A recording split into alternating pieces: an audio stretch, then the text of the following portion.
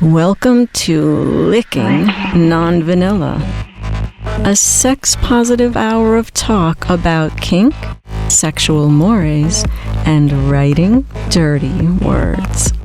So grab a cup of cocoa, your favorite easy chair, and the lube as we go sailing into the dark, sweet waters of all things naughty on Licking Non-Vanilla with your hosts Ralph Greco Jr.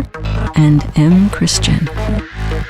Well, hello and welcome to another episode of Licking Non-Vanilla with me, your co-host, Ralph Greco Jr. And across the aisle, across the world, but not across my heart, is... Chris, otherwise known as M. Christian from the Wilds and Woolies of Eugene, Oregon. And today we are very lucky to have as a guest Penny Barber. And we're going to talk to Penny about all the stuff she's into and what's going on in her life. And let's talk about, first of all, I know award season's coming up, and I know we're concerned about that, and you've done very well in that regard. I don't know if I'd say that, but thank you. Well, yeah, I mean, we had a couple of things that happened there. And one. One's a start, right? One's better than zero. That's true. And what are you looking forward to this year? I mean, in that kind of in the awards coming up, anything you got your eye on, or do you not think about that stuff at all? No, I think about it. I think about it all the time. At least you're honest. That's good. That's good. Yeah. No, I just, I always kind of assumed that I was never going to win anything. And then, because, I'm mostly indie and, I'm 36, which is a little longer. I've been in the industry since 2003 and I never won anything. And I was just like, that's okay, whatever, I'm as long as I'm making money. Right. Which is, I guess, a form of an award, to like look at your longevity, right? That's the award itself. Yeah, absolutely. Yeah, but I want something I can put on my bookshelf. Okay, I know I have one. I finally have my XBiz award, and it's beautiful. It's the first thing you see when you come in my house. It's just right there in the foyer. It really classes up the joint. And, I would like to have an AVN to put next to it. I don't think that's going to happen, but I can dream. I can always hope, Do you think, and don't take this the wrong way, but I don't know if I want to use the word prejudice, but do you think there is a slight hierarchy here where you just said about being independent as opposed to not being when it comes to award considerations? Well, if I was giving out an award, I would want to give it to someone who was, enriching the community. I would want to give it to someone who is creating jobs for a lot of people, And so I understand that. I really do. I think that's what it is to like build up the community and to get people work and to generate, interest and stuff. So I don't mind. And I'm I guess you could say it's a prejudice, but it's one that I certainly understand. And if I was in charge, I'd be doing the same thing. So I got you. All right. So what are we up for this year? Are you, or do you not know yet? I mean, I haven't been keeping up on the awards, what's happening, but I don't know yet. Probably something MILF, something MILFy. Right. I've been working with bigger studios, which I think is why I finally won one. Because I am participating more and I am, creating income for other people, because it's not just about me as a performer. It's, what about the sound guy? What about the editor? What about the person who's making the logos and the headers for websites? What about them? So I'm happy to generate income for those people, which I'm doing more of these days. So hopefully I win something MILFy. I like the MILF awards. Those are my favorites. And that's kind of, would you say that's I don't know if the word niche is the right word to use, but would we use that word in the content you produce? Yeah. I'm an older lady. I like the MILF moniker. I'm into it. You know. And you do it well. So why not? Thank you. Why not exploit it? So out of all the things you do, which is you got your hands in a lot of stuff here: producer, director, performer, filmmaker, author. Would you say there's one thing that turns you on beyond everything else, or do you like being a Renaissance woman? I like being an auteur, I like that when I want something. I mean, I do wish that I could hire more people, really. It's difficult for me to find people who understand what I'm trying to do. So mostly I work with my husband, Rex Shepard. Okay. Rex, he's sneaking around in the kitchen. You want to say hello? He's hungry and I won't let him eat. Yeah, that's right. You want to say hi? Hey, Rex, how you doing, buddy? Nice to meet you. How's it going? Yeah, he's been out. He has a little studio in the garage where he edits all my stuff. Okay. Oh, cool. So we worked really well together, which is nice, when you're married. Absolutely. What are you kidding? Yeah, it's nice to be able to do that, for sure. But, I'd like to find other people because, whenever I want something done, either I have to learn how to do it or I have to force poor Rex to learn how to do it. right. Kind of boots on the ground, right. Yeah, I was like, I need a photographer, so guess what you are now? And he's like, you're a photographer, right, yeah. Right, yeah. He's good, though. He's gotten good. I'm proud of you. Well, you have an amazing amount of content on. Would you say that you have a lot of content in when we talk about content, or do you have? Are you on the? There's no way you're on the low end of content. You got a lot of stuff out there. Yeah, right. No, that's so certainly something I've been rethinking, actually. Or I don't know, but then it's hard to change something. When you've been doing something a certain way and it's working, it's hard to be like, well, should I change it? But then I see these other models who produce their own content, and they don't put out as much as I do. And it's I'm like, is it bad for my creative psyche to put out so much content that's really good? Not to your content. I would tell you. We wouldn't have had you on the show, but but your content is always high end. I mean, so I'm wondering. How does one continue? How often are you shooting? How often I have to produce. Well, I don't have to, but I choose to produce 3 full-length clips. For me, what's full length is about half an hour long movies per week, and then on top of that, I'm doing OnlyFans content. Which is a lot to do all by yourself. If you see something on camera, it's because I put it there. And I'm also researching gear and buying gear and dressing sets. If I need a prop, I have to make it, Yeah. Thank God Rex started editing and taking photos and stuff. That actually took a lot off of my plate. But I think about it. I'm like, maybe I should just be pushing my content more, instead of producing so much. Because if I put so many hours into something, I don't want it to just disappear within a week. So I don't know. I'm thinking about that. I might change how I'm doing that. I don't know.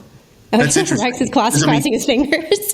He's like, please slow down. Well, the content is king. Chris and I hear that all the time being writers, But I mean, there is a.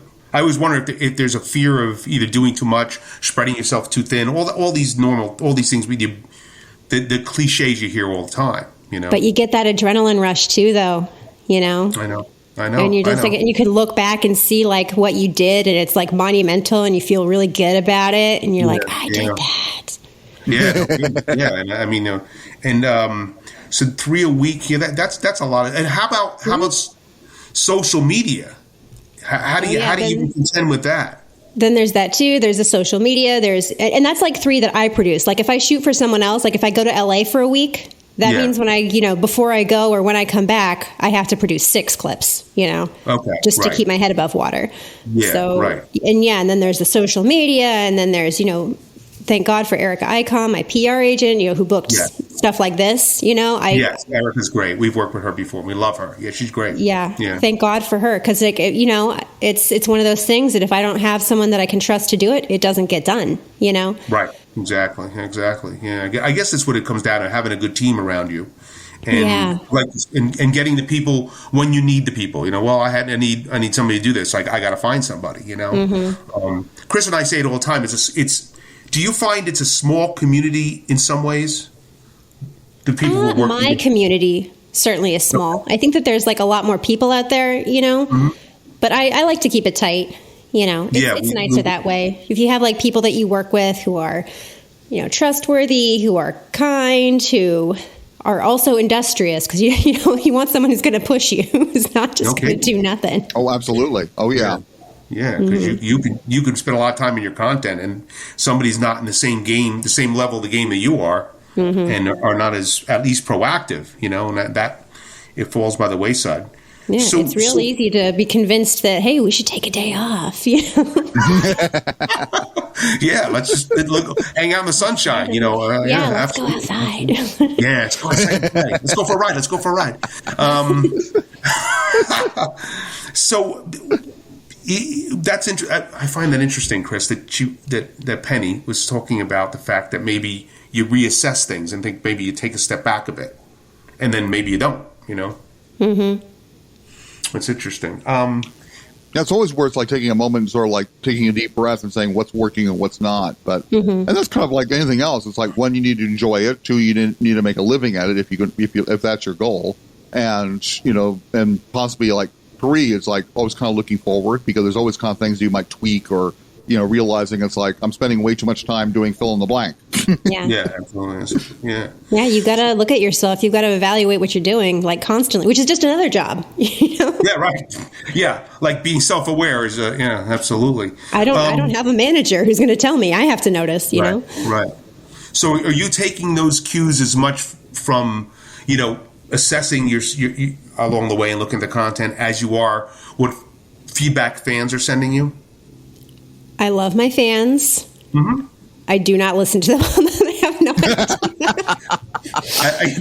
Patty, you're just gaining points every step of the way here. I love them. I really do. But it's like, you don't know what you want. Mommy knows what you want, Yeah. I got you. Right. Yeah. Yeah. Because look at your sales. Don't listen to whoever's adding you on Twitter today, I think so. Then it becomes, then you're shooting and making content by degrees, by what someone else is telling you. As opposed, you didn't get to this point because you listened to somebody. You got to this point because you listened to yourself. Exactly. Exactly. Autonomous, because that's what they want, what's coming out of your little brain, Yeah. If these guys wanted to be in the industry and they wanted to be creating content, it's really easy to get started, Right. If they want to do it, they can do it. But if they want to tell me what to do, then they can buy a custom. Right. And how often do you make custom video? Do you see that coming across a lot? I do. Rex, how many would you say? Like a few a month. Yeah, like a few a month, a couple a month. I've raised my prices on them a lot. Just because it's a lot of times if they order something that's like completely left field and out of market, like if they want a video of me, like, I've had people get customs where I'm putting on deodorant for half an hour. Okay. And that's not a lot of dudes want to see that, and also if I make that video, then I still have to meet my own quotas, Right. So that's interesting you say that, because Chris, I always thought about this, like, you're making more money with a custom video, right? Mm-hmm. No. Right? Necessarily? Not necessarily. Yeah, Rex is shaking his head. He's like, no, you don't. So that's interesting. I always would on the impression somebody said, look, put on deodorant for a half an hour. It's going to cost a certain amount, and I'm going to make more money from that. But then it keeps you from doing making your other content. But you're saying that not necessarily are you making more money from custom then? I would say the only way I make more money from a custom is if it's an in-market custom that I can then resell. That's which is some of my customs are best sellers. Some of them, but no, my stuff does better generally. My ideas do better. So does somebody come to you for a custom that's far afield from what they found you normally doing? Yeah, sometimes, and I'm like, how did you even find me? Right. But great. If you want to get one, I'll do that, and I'll do a good job, and you are going to love every minute of it. Is there? Speaking of that, then, is there places you're not going to go to?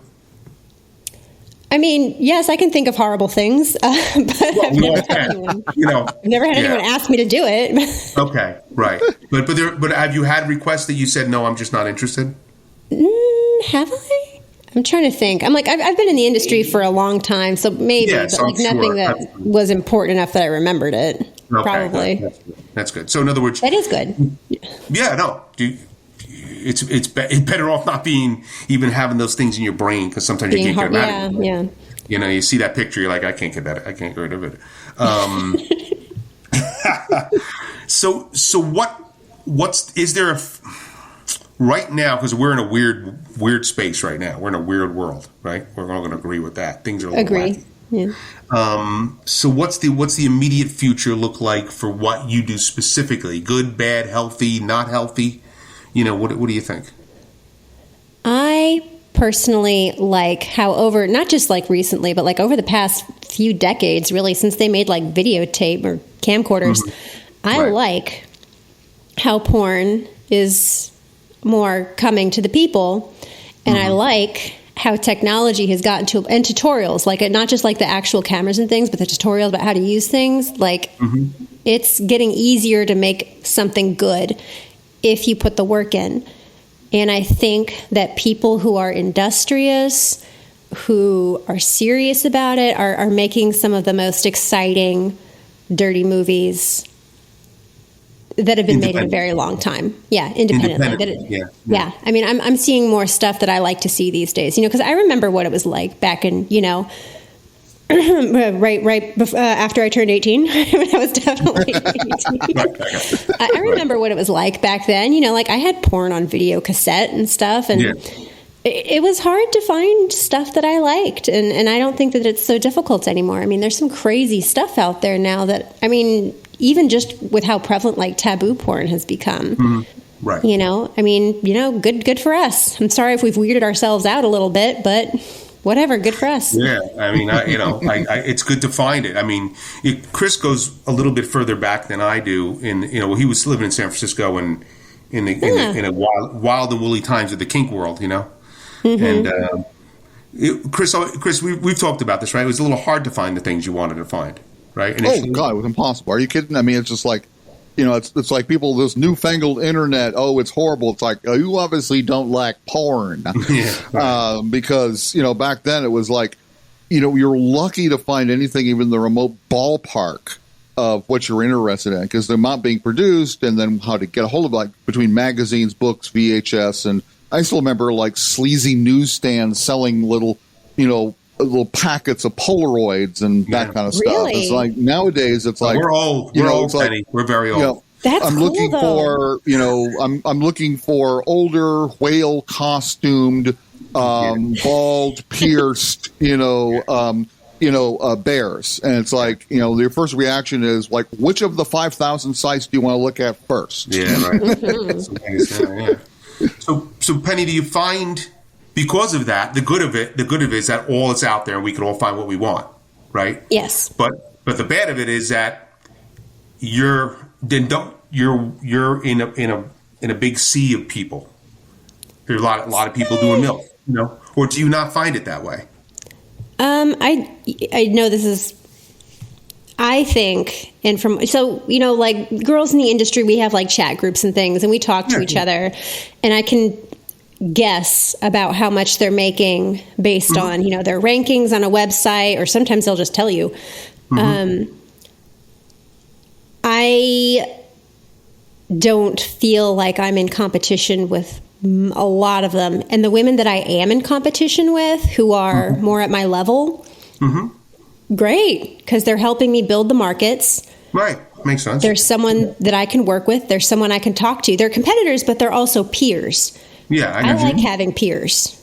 You know? We agree. I totally agree with that. Yeah. Oh yeah, absolutely. That's one thing about Ralph and I are such good pals, because we do treat each other like, you know, we're resources. We don't really compete against other writers. There are other writers who do that, but we don't. We're very lucky in that regard. Yeah, I mean, and it's like the old burn a bridge thing. You know, we just try not to, and I mean, not to toot your horn too much though, but within that field that you're in, you've found a heavy fan base at this point, don't you think?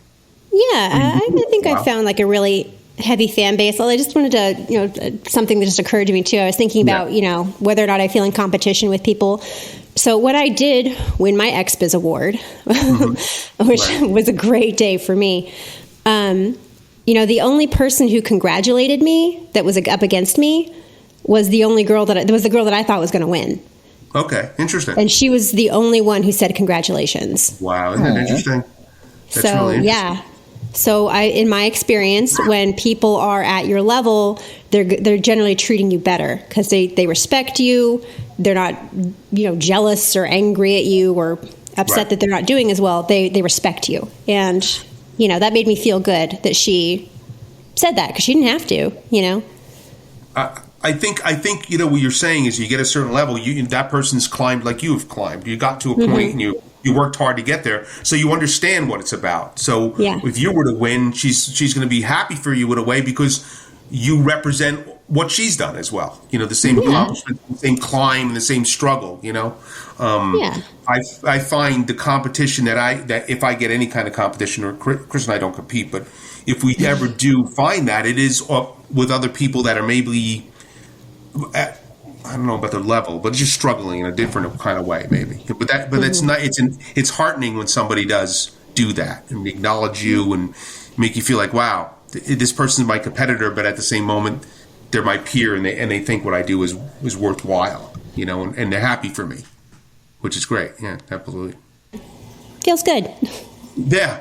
All right. So tell us right now what's on the horizon for you. Immediately on the horizon. Immediately on the horizon. I've got more scenes coming out.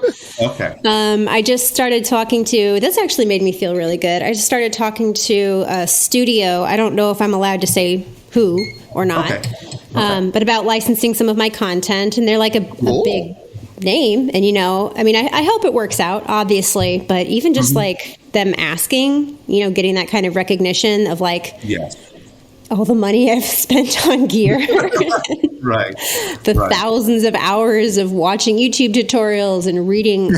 I don't even know how many freaking books on video production and stuff. That feels good. I got to do some voice acting in an adult cartoon, but I had to sign an NDA, and I'm not sure I'm allowed to say anything about that. It's going to come out, so that's very cool. That's very cool. Yeah, that's very exciting. They wanted me to play like a little schoolgirl, though, so I couldn't use my I didn't use my regular speaking voice. It was more it was like, oh my god, like little kind of girly. So that was really fun to do. That's very cool. That's very cool. Wow. That's very, very cool. That's exciting. And that's a good gig. Voiceover is a great gig. It's fun. It's so much fun. But Rex and I are taking photos like we always are. We're working on a spec script for an animated adult movie, which hopefully some billionaire will be like, that's what I want to see. Right. So if you guys know billionaires who are into cartoon porn. Yeah, for sure. Oh, no, I don't want to do that. No, that's not the goal. I'm going to work less and make more. That's the goal, right? Yeah. That's it. That's exactly right. Yeah, work less and make more. That's never the goal, is to go to your room, Rex. Okay. Go to your room, Rex. I want them to be paid super well. Hope for that billionaire. Okay. Now, Penny, tell everybody, when we put this up, the show will go up in a couple weeks. When we do that, I'll blog about it and I'll send Eric all the information. But in the meantime, let's tell everybody from your mouth where they can find you. The best place to find me is definitely on Twitter at Pampered Penny. OnlyFans is the same at Pampered Penny. God, I don't even remember which iteration of Instagram I'm on at this point. Like, how far down the username list have we gotten? Right. Penny Barber MILF, probably. Yeah. I'm on that, I'm on that there internet. Just follow me on Twitter, and all links spring forth from Twitter. And last thing I want to ask you, because you just mentioned this, did you get embroiled in that whole OnlyFans thing that happened like within a week? They were going to do that and not put the content on, and then you heard about all that with OnlyFans, right? I did hear about all that, and then I got like a whole bunch of messages from my members telling me about it and ats and everything. I wonder if it was a publicity stunt, because I feel like they did that turnaround really fast. Real fast. They announced within days, it really right? fast. Yeah. And people are like, oh, look, we're empowered as, sex workers because they listened to us. And I'm like, they had to have known that was going to happen. How could it not? I mean, OnlyFans and explicit content, aren't they synonymous? I mean, I don't. Yeah, and they still did it. So I don't know. I think it might have been a trick, but it was a trick that resulted in my memberships doubling. So great. Great, well, that's great. Keep tricking me all the time. That's interesting because it happened. I wrote an article on a Monday about it, and then like by Wednesday, I'm writing a different article about it. Yeah, it flipped like that, and. When Chris and I were talking about it, I was like, what is going on, Yeah, it was bonkers. I mean, it's like, it's like it was almost expected because, the banks being what they are kind of rule the roost. But it was also really stupid because, once again, it's like, porn is what's keeping the site alive. Yeah, no kidding. So, but anyway, I'm just glad it worked out fairly well. Yeah. They got a lot of press. Yeah. And all the girls, I think, got a lot of memberships. So I'm like, I'm pissed, but I'm also like, it is money. Yeah, it's ironic how that is. Yeah. Mm-hmm. Well, Penny, I don't know if we can thank you any more than we can thank you, but thank you very much. Absolutely, it was absolutely delightful. Thank you so much. Well, thank you, Ralph and Christian. I appreciate it. What a nice person. And we're gonna, like I said, we'll get all your links up and we'll get all that together. But you keep doing the do that you do because you do it very well. I will. Thank you very much. Take care. Bye bye. Anytime. Pure delight. Take care. Well, that was Penny Barber. Actually, you're listening to Licking on Vanilla. I want to let you know where you are. And that's what you get, Chris. Sometimes with people, and we get lucky here, is we get the honest poop. Mm-hmm. Couldn't agree with you more. Absolutely. And if I could say poop in mixed company, but he said poop. That one was for our producer, but because I like to get a perspective from somebody like Penny who's in the middle of it, and she's not, she's giving us directly what's happening, and she's very honest that way, which is what I wanted to hear, because it's not, we've been in the business now, and we have seen VHS tape, and we've seen big studio content, DVDs, and I remember going to Exotica and like these huge banners up at Exotica, and the companies are. And then all this independent stuff came in. And what do we know about this stuff? We're not content producers in that way. So it's interesting to speak to her and get that perspective, Oh, absolutely. It's fascinating. I would love to find out a little bit more, actually, because, I know that a lot of people were really sideswiped by this whole OnlyFans thing. And, it's very interesting to talk to someone who was actually, kind of like really invested in it, as opposed to just kind of an abstract thing. But I'm just glad she is doing well, and I'm so glad that the end result of it was good for her. Now let's just tell people out there in Licking on Vanilla Land that what happened with OnlyFans, and if you don't know about OnlyFans is a site where content producers put up their pictures and videos and all kind of stuff. And it, like Chris said before, it kind of runs on explicit content. I mean, there is other stuff on OnlyFans, and the rumor is that OnlyFans wants to get into like the mainstream culture with beverages and all this shit. But anyway, a couple weeks ago, OnlyFans made this announcement that they were no longer going to allow explicit content on the site. And now, when Chris and I know this enough that when you see the words porn, explicit content, it's a nebulous term. You don't know even what that means, so you start get scared. And now it was said that the reason they did that is because they were coming out with some new apps, and they were going to allow them on the apps. But then, like Chris even mentioned, the thought was that they were losing bank endorsements and sponsorship, because we all know in the erotic world, the porn world, it's very hard to get payouts from certain banks. Banks just run scared. Anyway, so that happened with like on a Monday, right, Chris? I think it was really, it was like last Monday or something. It was really quick. Right. And then 2 days later, OnlyFans rescinded their ban because they said, like Penny just alluded to, all the fans and all the providers got together and said, you can't do this. So you're going to, and not only that, there is a lot of other sites that do what OnlyFans does. OnlyFans just happens to be a very popular one. Oh, there's probably now like about 20. I mean, and they all number. And I'm sure they grew up in a minute over that brouhaha, as we say. Now, Penny is alluding to something that is interesting, and we've seen this before, that something gets thrown out in the net that maybe is not even real, but it's thrown out to generate. And like Penny said, she generated a whole bunch of signups.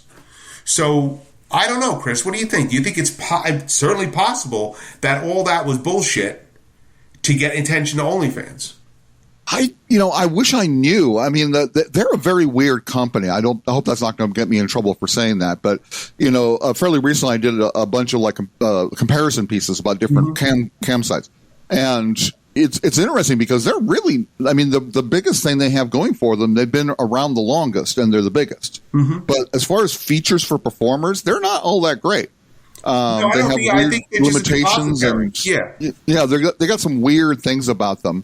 And including this is pretty much hearsay, but I heard that the guy who, started it really didn't expect it to blow up the way it did. Right. So that kind of explains this kind of weird mixed messaging we're getting where, the banks probably said, screw you, we're not going to process your money and so forth. And so he kind of like what Tumblr did, overreacted. I was just saying that about I was just thinking the same thing about Tumblr. Yeah, Tumblr's a perfect example of how to do this wrong, and it's like OnlyFans sort of looked them up and then copied their playbook and just said how can I mess this up completely?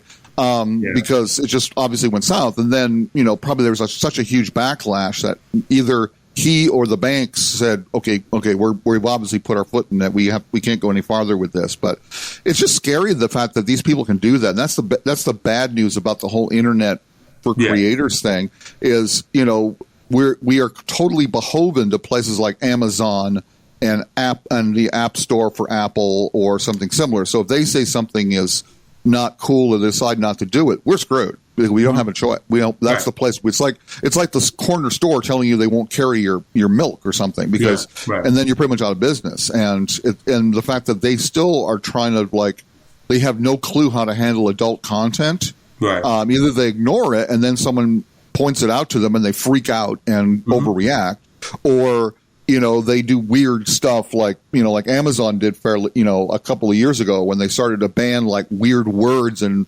book descriptions. Like heaven forbid you use a certain word in the title of your book. It got banned for arbitrarily. Yeah, arbitrarily. So it's really scary. Well, and you mentioned Tumblr. When Tumblr took down explicit content, Tumblr died. Yep, I mean, it was just amazing. So people ran for cover, and like you're saying, this day and age, you can find other places. Like there's ManyVids, and there's all those sites that you and I have written for or researched. There's a lot of places to find content. So, I think, or you could just, you can find somebody like Penny and sign up to a portal where she's going to let you know what she's releasing on a regular basis, and you buy it or you don't. So there's more of that direct. And we talked to Neil very early on at Clips for Sale, and Clips for Sale Clips for Sale has risen above all this all the time. Yes. I don't know. We talked to Neil. He's a pretty straight shooter kind of guy. So I don't know how he avoids it and what he's doing right, but he's certainly doing something right because Clips for Sale doesn't really have these problems. But the OnlyFans thing was, I would say, if you get rid of explicit content, which is what you built on, it's going to be like Tumblr.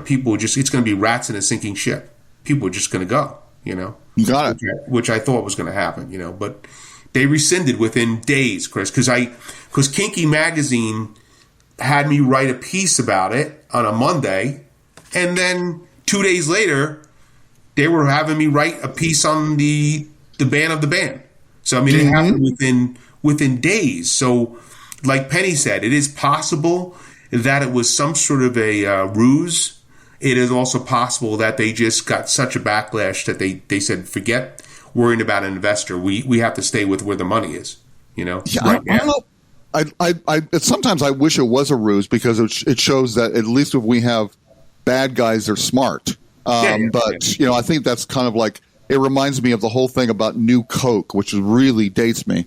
Because way back when Coke made this decision to release their new Coke, and even though the test audiences says it was better, the reaction was totally negative. And so Coke backpedaled and released, now it's called Classic or something like that. I'm not even sure it's even around anymore.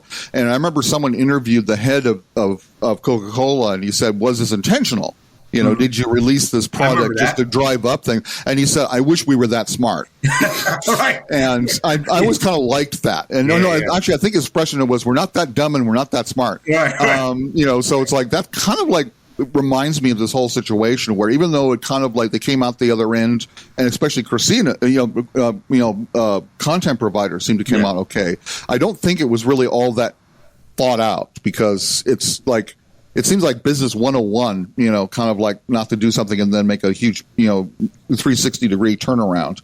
But if anything, I think it also proves that if you're a content creator of anything, don't put all your eggs in one basket. Yeah, you gotta watch the goddamn basket. Exactly. In fact, a lot of the sites that both of us has looked at, the competitors to OnlyFans actually are fine with you working on other platforms, because it can help drive traffic to their platform as well. Right. So, that I think is going to benefit them much more than OnlyFans, because a lot of people are going like, wait a minute, you did this once, so you could probably do it again, or something equally stupid. So I'm going to put, I'm going to be on these other sites as well, just in case. Well, and that's the thing. Like, this stuff happens so fast that if bad news spreads in one day, it spreads across multiple social media platforms, and people are jumping, and then, because that's what I wrote in the second piece, not to quote myself because I'm so wonderful, but what you just said. And you are. Yeah, well, I am, of course. But people have this, then they're skittish, and they don't trust the platform anymore, because you did. Now, whether or not you did this purposely, if you did this purposely, then I'm really not going to trust you, because you're fucking with me, right? If you didn't do this purposely, then I'm thinking, well, how together are you? So do I want to, am I starting to look for other avenues now because of this happening? Now, Penny said she gained a bunch of signups. So and it's not going to cost her anything to stay on OnlyFans, so she's there. But you got to wonder if other people said, well, if this is a possibility, and not only a possibility, it actually happened, then I don't know if I want anything to do with this platform, And I think that's when you still start considering. And, you and I have been in these situations plenty of times where we've seen something coming down the road, and we kind of have either not joined in with the company or the publisher or whatever it is, or we've jettisoned the idea and say, you know what, I don't want to be in that anthology. It's okay, and it's happened to us, Absolutely, I completely agree with you. And once again, it's like I think that Penny and other people are smart and diversify.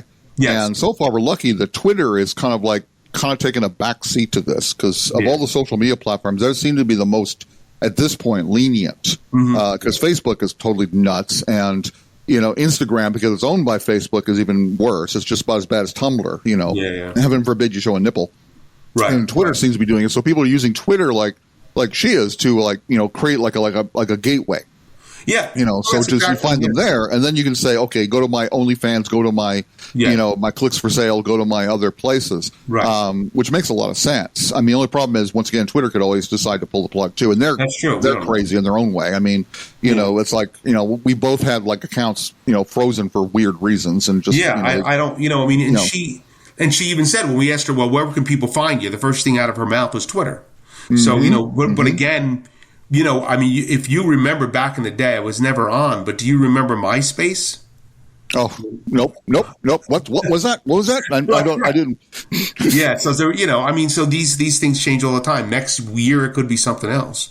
Exactly. So in the adult world, the erotic world, we have to keep jumping ship or kind of moving the goalposts, because you never know who's coming, who doesn't have the investor anymore, and who gets nervous. I mean, there's a million things, And we've seen publishers come and go like out the door in a night. You're like, oh, what happened there?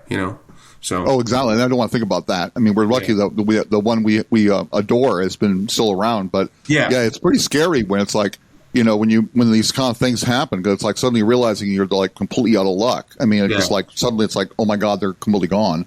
I mean, Amazon's a good example, and other places as well. But I'm just glad that some people are willing to pick up the slack. I mean, for better or worse, I like the fact that there's so many competitors now to OnlyFans and other places. Yeah. And nowadays it's a smart thing to do, because again, it's like the only problem is there's so many, so the interest is kind of split. Well, so, it's like, that no one is big as OnlyFans, so you can only hope to find one that's almost that big, and certain ones have certain benefits and so forth. So, that's kind of the thing about, we didn't touch on with her, but we've talked about it several times. It's like how the world of content creating has changed. When it used to be the hard part was getting your stuff out there. Now that's easy. What's hard is because everybody's doing that, it's getting noticed. In other words, it's a publicity game. So it's like absolutely, that's exactly, and that's the thing. It's like if you can find a niche and you can find your, like Penny did, just find yourself a wonderful niche and be comfortable in that niche. Then, heaven forbid, that's the best thing on the planet. But otherwise, it's like you're competing against so many people; it's almost impossible. Yeah, it really is, and it's just we go over this with our producer all the time. In the music business, it's like that too. It's just unbelievable the amount of stuff that's out there, and because you can produce stuff at home, not everybody's Prince. Not everybody can produce stuff in their in their closet and make it sound as good as Some people do. Some people make some great stuff, and other people don't. So that's what's going to happen, and not all the best stuff rises above. That's true. Cream doesn't necessarily rise to the top, So. Well, I think you've I don't know, I want to say the word wasted, but you've certainly laid back and listened to another, licking non-vanilla for whatever that's worth. Thank you for wasting your time with us. Yes, thank you for wasting your time with us and opening your brain. We want to thank Penny Barber very much. What a wonderful guest. Time. And check out her stuff. Her stuff is great, and she's equally wonderful to talk to. And you don't know, you get on these content sites and you find some stuff, and the performer is fantastic, but then you get to talk to them. Sometimes you're like, wow, they weren't even that interesting. But Penny was wonderful. Oh, absolutely, honest and interesting, and just a great guest. And we were lucky so far. We've been always great guests. So. This has been and will always be until I'm not anymore. And is Ralph Greco Jr. in the wilds of suburban East Coast. And over there from me is Chris, otherwise known as M. Christian from Eugene, Oregon. Right. You can, if you're his friend, you can call him Chris, but you have to call him M. Christian. But we want to thank you once again for listening to Licking Non-Vanilla. That's a lot to say there for me sometimes. And we wish everybody the most and the bestest health as possible, and happiness and all that good stuff. And we'll talk to you again soon. So bye-bye, everybody. Bye-bye. And visit us on the web at www.lickingnonvanilla.com.